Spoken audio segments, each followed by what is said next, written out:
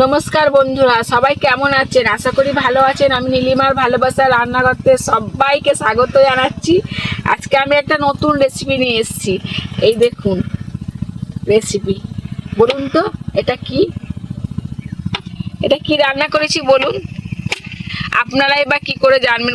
আমি বলে দিই, এটা হচ্ছে পেঁয়াজ পোস্ত। অচেনা লাগছে তাই তো, যে পেঁয়াজ আবার পেঁয়াজ পোস্ত কি করে হয়, খুব অচেনার নাম তাই না? এটা হলো পেঁয়াজ পোস্ত। এই পেঁয়াজ পোস্ত কিভাবে বানাতে হবে আমি সবকিছু এই ভিডিওতে দেখাবো। ভিডিওটা প্রথম থেকে শেষ পর্যন্ত দেখলে বুঝতে পারবেন আমি কিভাবে বানাচ্ছি। আর এই পেঁয়াজ পোস্ত খুব অল্প সময়ে হয়ে যায়। দাদা ভাইরা যখন কাজে যায়, অফিসে যায়, খুব তাড়া থাকলে এই পেঁয়াজ পোস্ত করে দিলে অল্প সময়ে হয়ে যাবে, আর খেতেও সুস্বাদু। একবার খেলে মনে হয় বারবার খাই। এবং মাছ মাংস ফেল হয়ে যাবে এই পেঁয়াজ পোস্ত যদি একবার খান। আপনারা বাড়িতে একবার বানিয়ে খেয়ে দেখবেন, দারুণ লাগে খেতে। আমার বাপের বাড়ি আমি পেঁয়াজ পোস্ত কোনদিন নামই শুনিনি, কিন্তু আমার শ্বশুর বাড়ি এসে আমার শাশুড়ি মার কাছ থেকে এই পেঁয়াজ পোস্ত করা শিখেছি, আর খেয়েও দেখেছিলাম খুব সুস্বাদু। আর আমার বাপের শ্বশুর বাড়ির লোক সবাই খেতে ভালোবাসে। ওই জন্য আমি বললাম যে বন্ধুদেরকে একটু দেখাই, তাহলে বন্ধুরাও খেয়ে দেখবে, বাড়িতে বানিয়ে খুব সুন্দর খেতে। চলুন তাহলে আমি দেখিয়ে দিই কিভাবে পেঁয়াজ পোস্ত বানাতে হবে। আর প্রথম থেকে শেষ পর্যন্ত ভিডিওটা দেখবেন, মিস করবেন না, একদম টানবেন না। ভিডিওটা দেখবেন, তাহলে বুঝতে পারবেন কিভাবে আমি বানাচ্ছি। বন্ধুরা, আমি পেঁয়াজ পোস্ত করার জন্য 5খানা পেঁয়াজ নিয়ে নিয়েছি। এই দেখুন মাঝারি সাইজের কেটে নিয়েছি, ছাড়িয়ে রেডি করে শুধু কুচাবো। আর এই পেঁয়াজটা ঝিরি করে কুচাতে হবে। যদি মনে করেন মেশিনে কুচাবেন, মেশিনে কুচালে ভালো হবে না। আর যদি মনে হয় মিক্সিতে পিসাই করেন তাও ভালো হবে না। তার জন্য বঁটি আর নালে চাকু দিয়ে কুচিয়ে ঝিরি করে কুচিয়ে নিলে দেখতে ভালো লাগবে, খেতেও ভালো লাগবে। আর পেঁয়াজ পোস্ত করার জন্য আমি 50 গ্রাম পোস্ত নিয়ে নিয়েছি। এই 5টা পেঁয়াজে 50 পোস্ত দেবো। আর পোস্তটা আপনারা মিক্সিতেও পিসাই করতে পারেন, কিংবা শিলেও পিষে নিতে পারেন। এই কি মিক্সিতে পেশাই করলে একটু দানা রাখবেন, আর শিলে পিষলে একটু দানা রাখবেন। পুরো মিহি হয়ে গেলে তাহলে দেখতে ভালো লাগে না, খেতেও ভালো লাগে না। আর পেঁয়াজ পোস্ত করার জন্য আমি নিয়েছি হলুদ আর গুঁড়ো লঙ্কা নিয়েছি। আপনারা চাইলে কাঁচা লঙ্কাতেও করতে পারেন, কিন্তু আমি আজকে শুকনো লঙ্কা গুঁড়ো লঙ্কাতে আমি আজকে করবো। আর সর্ষের তেল নিয়ে নিয়েছি। সর্ষের তেল দিয়ে পেঁয়াজটা ভালো করে ভেজে নেবো। আর এটা খুব অল্প সময়ে হয়ে যায়, 5 থেকে 6 মিনিটের মধ্যে পেঁয়াজ পোস্ত রেডি হয়ে যায়। চলুন তাহলে আমি পেঁয়াজগুলো সব কুচিয়ে নিই।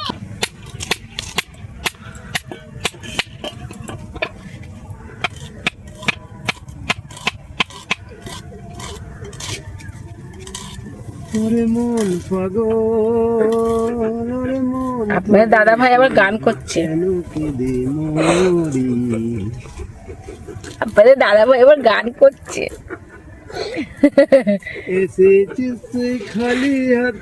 আচ্ছা ঠিক আছে, খুব ভালো হচ্ছে।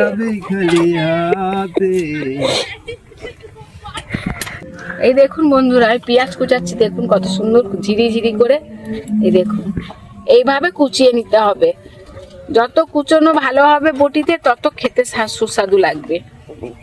এটা অল্প সময়ে হয়ে যায়, আর খেতেও ভালো, আর অল্প সময়। মাছ মাংস লাগবে না। এটা একবার বাড়িতে বানিয়ে খেয়ে দেখবেন, মাছ মাংস কিচ্ছু লাগবে না।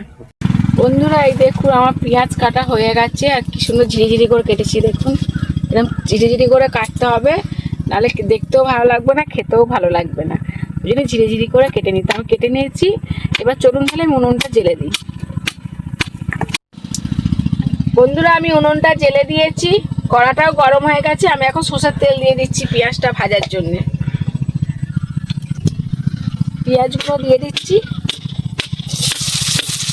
পেঁয়াজগুলো ভালো করে নেড়ে চেড়ে ভেজে নেব।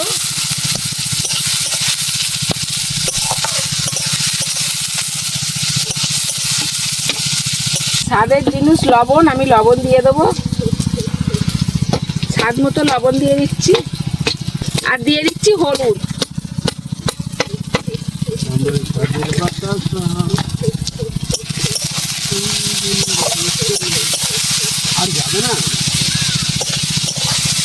বেশি লাল করে ভাজবো না, আবার একদম কাঁচা রাখবো না।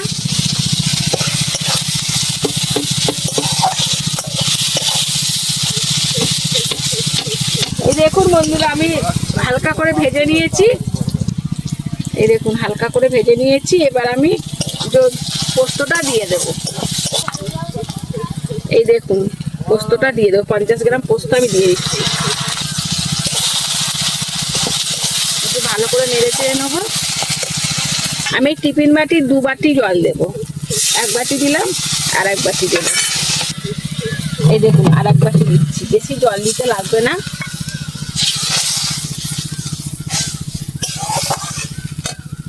এবার দিয়ে দেবো না লঙ্কা গুঁড়ো, আপনারা যেমন ঝাল খান তেমন দেবেন। আমি 1.5 চামচ লঙ্কা দিচ্ছি। ভালো করে নেড়ে চেড়ে দেবো।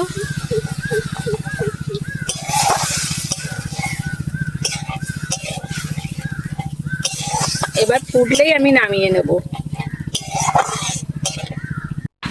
বন্ধুরা পোস্ত রেডি হয়ে গেছে, পেঁয়াজ পোস্ত। এই দেখুন কত সুন্দর কালারটা আসছে দেখুন। পেঁয়াজ পোস্তটা বেশিক্ষণ লাগে না বন্ধুরা, এক্ষুনি হয়ে গেছে দেখুন। আর পেঁয়াজ পোস্ত করতে গেলে বেশি জল দেবেন না, পরিমাণ মতো জল দিলে, আমি যেমন 50 গ্রাম পোস্ত দিয়েছি বলে এই টিফিন কৌটো 1 টিফিন কৌটো হয়েছিল 50 গ্রাম পোস্ত, তাই এই টিফিন কৌটো 2 টিফিন কৌটো জল দিয়েছি, ওতেই হয়ে গেছে। আর পেঁয়াজ তো ভাজতে ভাজতেই হচ্ছে গলে যায়, কারণ তেলে দিলেই পেঁয়াজ গলে যায়, ওই জন্য বেশি জল দিতে লাগে না। এই দেখুন বন্ধুরা পেঁয়াজ পোস্ত কত সুন্দর দেখতে লাগছে দেখুন। এবার আমি বাটি নিয়েছি, এই কাঁচের বাটিতে আমি নামিয়ে নেব, নিয়ে আমি খেয়ে দেখাবো। এই কাঁচের বাটিতে নামালে দেখতে ভালো লাগবে আর খেতে তো খুবই ভালো, খুব সুস্বাদু জিনিস এটা। বন্ধুরা আমার পেঁয়াজ পোস্ত রেডি হয়ে গেছে, চলুন তাহলে আমি ভাত দিয়ে খেয়ে দেখাচ্ছি কেমন খেতে লাগছে। আমি ভাত নিয়ে নিয়েছি বন্ধুরা, এই দেখুন ভাত পেঁয়াজ পোস্ত নিয়ে নিয়েছি। আর আমিও আজ সবুজ শাড়ি পরেছি, কলা পাতাটাও সবুজ, তার মধ্যে পড়ে আছে লাল অরেঞ্জ সব কিছু মিলিয়ে পেঁয়াজ পোস্ত আর সাদা ভাত, কি দারুণ লাগছে দেখুন। চলুন তাহলে আমি খেয়ে দেখাই কেমন হয়েছে।